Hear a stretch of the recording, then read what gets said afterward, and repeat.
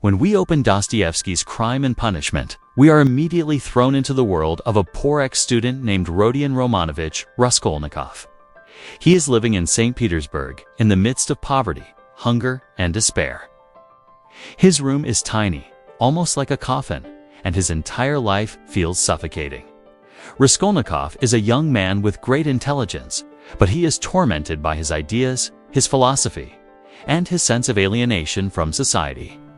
And this is where Dostoevsky begins his masterpiece's story that is not just about murder, but about guilt, morality, punishment, and ultimately, redemption. Raskolnikov, though brilliant, has dropped out of university because of financial troubles.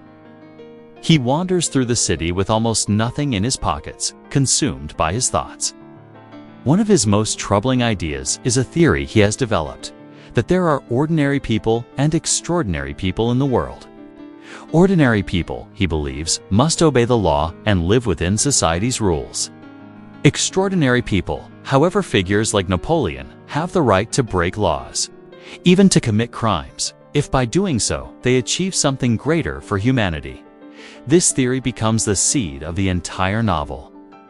Raskolnikov begins to ask himself, could he be one of those extraordinary men?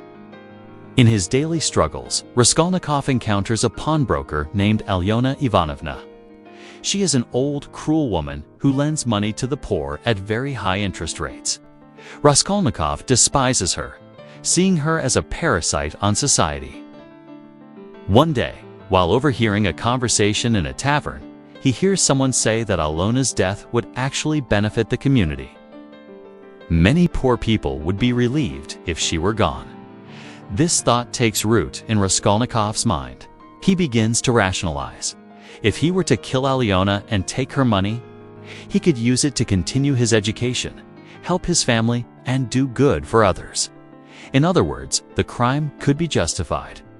But behind this intellectual reasoning, we also sense Raskolnikov's inner turmoil. He is not simply planning a crime for practical reasons, he is testing his theory. He wants to prove to himself whether he is truly extraordinary, whether he dares to step beyond conventional morality. The days leading up to the crime are full of hesitation, fear, and feverish anxiety. Raskolnikov rehearses the murder in his mind, debates with himself endlessly, and is haunted by the sheer horror of what he is about to do. Finally, one evening, he seizes the opportunity. He hides an axe beneath his coat, makes his way to Alyona's apartment, and under the pretense of pawning an item, gains entry. Then, in a sudden and shocking moment, he strikes her with the axe. The act is brutal, clumsy, and horrifying. Alyona collapses, dead. But the crime does not end there. Alyona's sister Lizaveta unexpectedly enters the room. Lizaveta is simple, innocent, and kind-hearted. Raskolnikov panics. Without thinking, he murders her too. This second killing is not part of his plan. It destroys any illusion that the act was purely rational or justifiable. In an instant, the murder becomes not an experiment of philosophy, but a grotesque reality. The scene is chaotic and nerve-wracking. Raskolnikov frantically searches the apartment for valuables, but takes very little. His escape is sloppy and nearly disastrous. Yet somehow, almost miraculously, he manages to leave undetected. The crime is done. But from this moment forward, the real story begins, not the crime itself, but its aftermath, the punishment of the mind and soul. Raskolnikov returns home in a delirious state. He hides the stolen goods under a rock in a deserted courtyard, not even using them for his intended purpose. His mind is consumed by terror, paranoia, and guilt. Every knock at the door, every conversation, every glance from another person feels like an accusation. He becomes feverish, collapsing into days of illness and delirium. His conscience has already begun to torture him, long before the law gets involved. As Raskolnikov recovers, he interacts with a cast of characters who each embody different moral and philosophical perspectives. There is his loyal friend, Razumikin, who is warm, kind, and full of life, a symbol of goodness and compassion. There is his mother, Polkaria, and his sister, Dunya, who both sacrifice themselves for him, representing love and devotion. Then there is the sinister figure of Svidrigailov, a man of wealth and corruption, who embodies a life of selfishness and vice. And most importantly, there is Sonia Marmeladova, a young woman forced into prostitution to support her family. Despite her suffering, Sonia remains pure, humble, and deeply religious. She becomes the moral center of the novel, the one who ultimately guides Raskolnikov toward redemption. The police investigation soon begins, led by Porfiry Petrovich, a sharp and cunning detective. Porfiry suspects Raskolnikov almost immediately, not because of evidence, but because of psychology. He senses the young man's agitation, his strange behavior, and the way he speaks about crime and morality. Rather than confront him directly, Porfiry engages Raskolnikov in a subtle game of cat and mouse. Their conversations are filled with tension.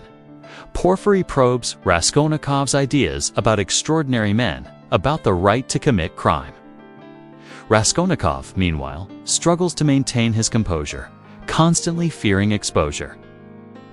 Throughout the novel, Raskolnikov swings between defiance and despair. Sometimes he convinces himself that he was justified, that Alyona's death was meaningless compared to the greater good he could achieve. Other times, he is crushed by guilt, loathing himself for the horror of what he has done. His mental torment becomes the true punishment even before the legal system catches him. He is alienated from others, unable to connect, trapped inside his own conscience. The turning point comes through Sonia.